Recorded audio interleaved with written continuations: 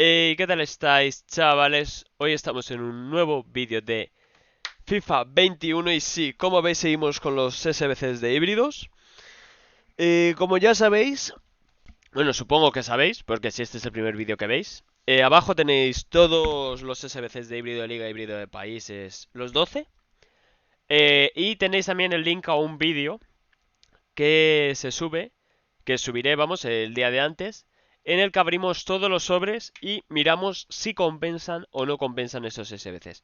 Viendo lo que hemos ganado y restando todo lo que hemos gastado, ¿vale? Así que vamos a empezar. No necesita lealtad y vale 9.000 monedas. Bastante barato, la verdad.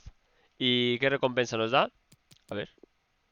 Un sobre 25.000. Bueno, no está mal. Y luego en conjunto nos dan 13.000 monedas. Así que vamos a ver. Lisandro López, Redmond, Milner, Zaracho, Rongier, Jamouma, Bertrand, Otamendi, Federico Fazio, Debuchy y Jero Rulli en portería. Vamos a mandarlo y como ya sabéis tendréis en la descripción el vídeo en el que, bueno, se me ha instalado el Battlefront, que yo no sabía ni que se estaba instalando, ¿vale? El vídeo de todos, de la apertura de todos los sobres. Así que dejadme un like, pasaros por todos los vídeos que tenéis abajo en la descripción, suscribiros y nos vemos en el siguiente vídeo. Adiós.